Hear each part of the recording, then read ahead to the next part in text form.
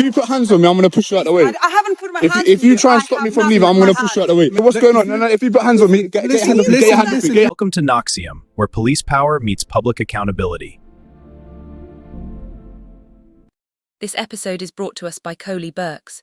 Be sure to check the link below, subscribe to his channel and give him the credit he deserves. In this episode, we're examining a volatile encounter outside Edmonton Police Station, where an auditor flying a drone is met with detention, physical interference, and officers making legal claims that simply don't hold up. What follows is a confused and heavy-handed response, with police powers being stretched in the moment and basic rights brushed aside.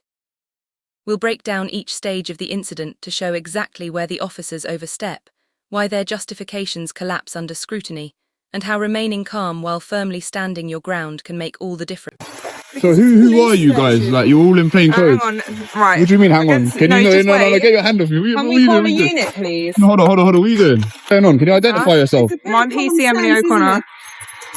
Emily O'Connor. You know you just put hands on me. You shouldn't really do that without identifying yourself. You could be a civilian. Yeah. I just identified myself that I'm police. Yeah, but you're just a right. So are the girls. Can you get some uniform police here, please? Yeah, we don't need any uniform police. No, I'm leaving, by the way. I'm leaving. No, I'm leaving. I'm not. No, you're not leaving now. What, am I detained? What's going on? Well, you're not leaving now. No, I'm leaving. Are you detaining me? Mind up, sorry. Well, you just run this into me.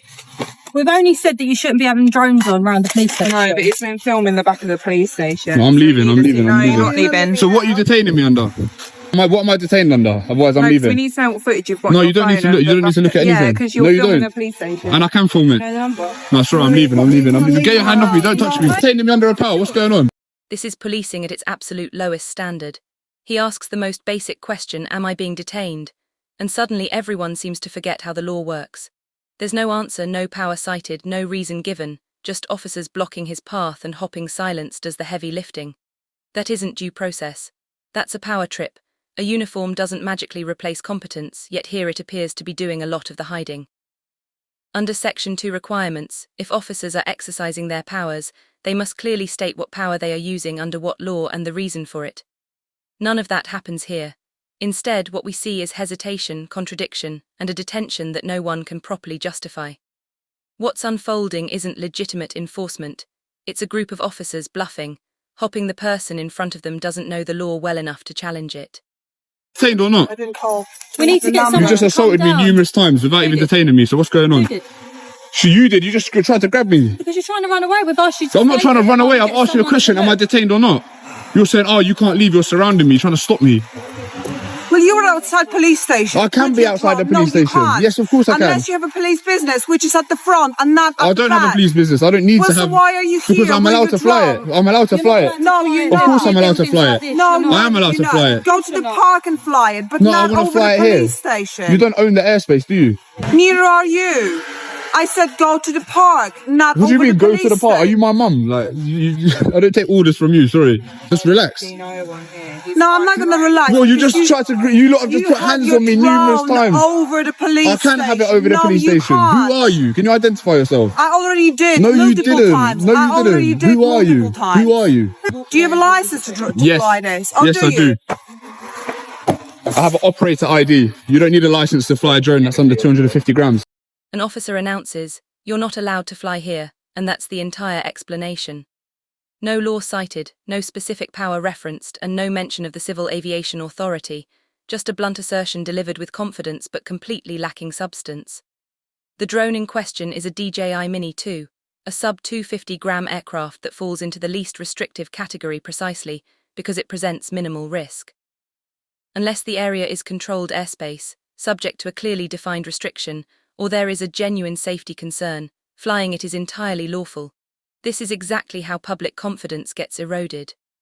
Officers begin bluffing their way through specialist areas of law, replacing actual knowledge with confident claims, and hoping the public will simply comply rather than ask the one question they cannot answer. Under what authority? Well, we need a police officer. We don't need a PCSO in here. No, that's very rude, actually. Do really nothing. No, but we've asked them to asked her to call it in. So there's nothing like funny going on here. But what I was need the to. reason? Can you write me down your collar number, please, so I can make a complaint? What was the reasoning behind flying it over? Because I want to do it. But why? It's my freedom to do it. I'd like to do What it. want to look at? Do you not know that that's like a terrorism threat and things like that? No, I don't think I can see all that on Google Earth as well. Yeah. So it doesn't really make any sense. So I'm going to get the drone back up now. I don't want to be interfered with again. If we can just leave it at that, that would be great. No, you can't because it's the police station. So I don't want you to fly over the police station. No, I'm going to get it back up right now. Put it away because I don't know what you lot are going to do. Go to the park with that. I don't want to do it in the park. I want to have a look inside there. Yeah, I want to look in there. Yeah. Okay, then. So we can get a uniform unit. You can get nicked for it. You get nicked for what? What's the crime? Yeah, for under terrorist act. Yeah. What section? Which section? Stop recording me. So what's the what? Because you're looking like a fool. You don't know what you're talking about. This would be laughable if it weren't so serious. She throws out the word terrorism, yet can't name a single section, legal power or threshold that would justify invoking it. When an officer reaches for the most extreme label available without understanding the law behind it, the situation stops being about public safety and begins to look more like intimidation through buzzwords. Terrorism isn't a casual term to be used in conversation. It exists within a tightly defined legal framework with strict conditions, and she clearly shows no understanding of any of it. This is how overreach actually develops, not necessarily through deliberate malice, but through officers leaning on fear to compensate for a lack of legal knowledge. Instead of facts, the public is met with vague threats. Instead of a clear and lawful explanation, there is simply pressure to comply. So who are you? I've just identified who I am. I said I'm a sergeant. Yeah, because I wanted to do it. You wanted to fly a drone into our premises. Yeah. Why? I just want to because I can do it. I wanted to have a look in there. Should look into the police station. Have you got any reason for that? No reason, just recreation. It's a hobby. Near police buildings. In a police building? Yeah. Is there anything else I can help you with? No, it's you. Am I free to go, yeah? It's you that is flying the So drone. you're a sergeant. Can you take my complaint? So a few of your colleagues and that, they put hands on me and stuff like that. Obviously we you can't just put hands on me though, can you? Look, you're in plain clothes. I didn't even know you're police. But, do you know what I mean? I have a right to defend myself. What would happen if I put hands on you? I bet she have identified herself. Regardless, they didn't tell me I was detained. You can't just come and start putting hands on me without telling me I'm detained. So I'm not detained right now, I can go, yeah? If you stand over No, I don't need to stand nowhere. Hey, listen. Don't make me nothing. Call me sir for one, and if you're going to detain me, tell me I'm being detained. You ain't going to put hands on me. No, I will not be, but we would like to understand why. You're not going to put hands on me. You don't need to understand nothing. Tell me that I'm detained under something and I'll stay. If not, then I'm not staying nowhere. The sergeant steps in and does what poor supervisors often do. He closes ranks instead of addressing the problem. He tells Coley to stop but refuses to clearly state that he is being detained. He won't identify a legal power and he won't justify the order. Instead, he simply issues commands and seems to hope that compliance will fill the legal gap. When Coley calmly begins to walk away and says, "Tell me I'm detained under something and I'll stay," it completely exposes the weakness of the situation. The sergeant isn't actually controlling the encounter, he's reacting to it. What makes it even more concerning is that a sergeant should know better. This is fundamental policing. If someone is not being detained, they are free to leave. You cannot place someone in a half detention based on nothing more than authority and vague suspicion. Hands on me, I'm going to push you out the way. I haven't put my hands on you. If you try and stop me from leaving, I'm going to push you out the way. If you put hands on me, I'm going to push you out the way as well. I'm just telling you preemptively, if anyone puts hands on me, you're going to get put off me. Do you understand? Right, I do not want to escalate. All right, good. So don't stand in my way. No. If you put hands on me, hold on. So what's going on? No. If you put hands on me, get your hand off me. Get your hand off me. Get your hand off me. Get your hand off me. Don't put hands on me. Don't put hands on me. You don't have to understand nothing. Right. You cannot just fly a drone. I want to understand. Listen. Okay, I'm detaining you. Can I understand? Why are you? You don't need to understand anything. What are you expecting to find? You've just searched me under Section 1 of PACE. What are you expecting to find? Where's the drone that you have? This is none of your business. So, because this is a police premises.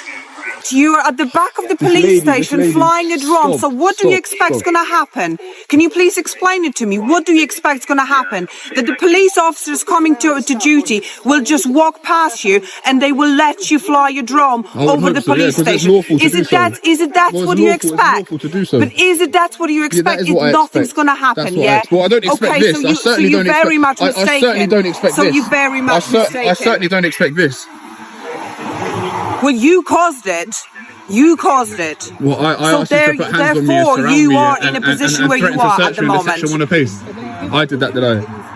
Yes, you're the one that launched with all this paranoia, all this crazy shit. Like, well, yeah, because you were flying from over the police station. You could have just waited for some comms, but instead you just wanted to launch. No, we stopped and said, "Why are you flying a drone?" You know, I don't think you're in the right job. Like, you're just too emotional, too crazy. Like, and now you've put him in a sticky situation. Coley isn't just calling out a single officer. He's highlighting how policing driven by emotion rather than law can pull everyone else into the same problem. Instead of grounding the situation in clear legal authority from the beginning, the officer escalates based on discomfort and suspicion, and that confusion begins to spread through the rest of the team, including the sergeant. By the time Section 1 of the Police and Criminal Evidence Act is finally invoked, it isn't because new or legitimate grounds have suddenly appeared. It's because the situation has been emotionally inflated to the point where someone feels compelled to take action. That's what makes this so damaging. One officer's inability to separate personal feelings from lawful thresholds ends up influencing decision-making further up the chain of command. In the end, Section 1 becomes less of a legal tool and more of a face-saving mechanism. Because what have you just messed up, bro? You just put hands on me, Section 1 of pace. All now, so what are the grounds for the search? So I'm detained now, yeah? I'm detained under Section 1 of pace. Yeah. But no one's speaking to you, I need to find out what's going on, please. Just so you can't detain me to find out what's going on, Sergeant? Listen, if you're flying a drone, what they have told me, if you have flown a drone into this premises... But how does that suggest that I've got weapons or drugs or stolen goods on me? I want to know so why have you used Section 1 power? I need to... Answer the question. Answer the question, please. I have a right to know why you've used the Section 1 power. It's his powers. He can use the powers he wants. They're not your powers, aren't they? Well, all right. I have a right to know why he's using the power. Well, he gave you. He didn't give me anything. He gave you. You just put him in a situation where he felt like he had to detain me. He couldn't think on the spot. So right now, detained under Section 1 of pace for the sergeant. Still don't understand. Is it not search power? Or can you just stop someone under Section 1 of pace? Look, or is it search? But I'm just wondering because I'm not 100%. You clearly know better. Clearly know better, isn't it? Well, we can see you clearly know better. Could you please stop interjecting? No, I understand, but you're familiar with Section 1 of pace. You've used Section 1 of pace. Is it a search power or is it a stop power? If he feels as if he needs to use Section 1 of pace, it's not really answering the question, is it? It's not about feelings, is it? It's not about I feel like I want to use Section 1 of pace. I don't need to answer it. Then what are you answering? If he feels he needs to use his Section 1 pace power, he can use his Section 1 pace. It's not good. It's not good, Patel, man. Like you should know better than that, bro. Come on. You know it's a search power. We all know it's a search power. I know it's a search. So all right. So what's this right now? Okay. What's going on right now? I'm detained by him. I can't justify his actions. No, you don't have any sort of idea, any sort of opinion. That's up to him. I'm not asking you to justify anything. I'm just asking you. We can all agree that it's a search power. All right. Sorry, I might have told you I'll stop you on the Section 1, but I have to stop you now on the Section 42 of the Terrorism Act. So am I still detained under Section 1? No, you're not detained under Section 1. Okay, so I'm free to go now, yeah? No, you're not free. But I can tell you now, okay, you've been detained under Section 43 of the Terrorism Act 2000. And what I'll be doing now, I will need to see that what you're videoing. I have to review it. Then if we are happy, then I can give it back to you. But at the moment, you've been detained on that section, okay? He openly admits that he initially stopped Coley under Section 1 of the Police and Criminal Evidence Act, and then casually attempts to rewrite the situation by claiming he is now stopping him under Section 43 of the Terrorism Act. That's not how police powers work. Officers don't get to upgrade a detention after the fact simply because the first justification was weak.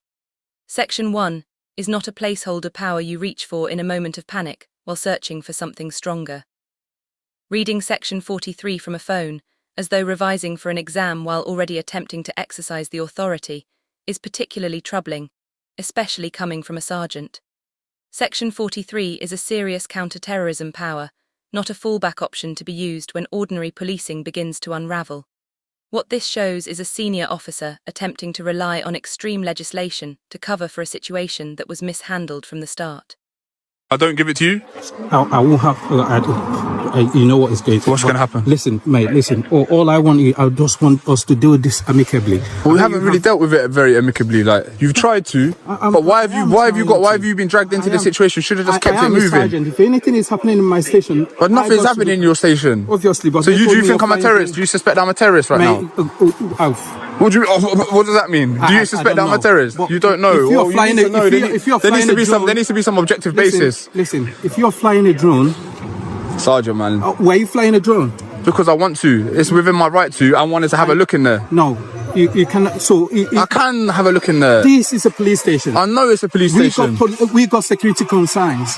What security concerns? So listen, if you're doing that, I got to see what you have in you ain't got to see anything. Sorry. Whatever you can see there now is what I can see. Sorry, I have to see what you don't have to see it. A police station isn't a magical no-fly zone simply because officers feel it should be. Security concerns alone do not create law. If airspace is restricted, it must be formally designated and publicly published, not improvised on the pavement because someone feels uncomfortable with a drone in the air. The insistence on seeing what has been captured is equally problematic.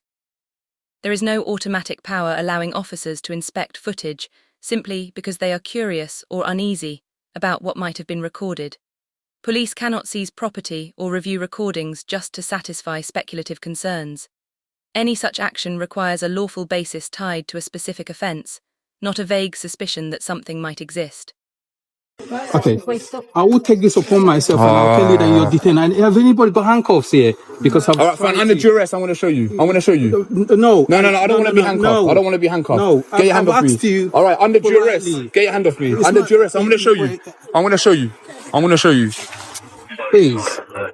Because if not, you were going to seize it from me, yeah?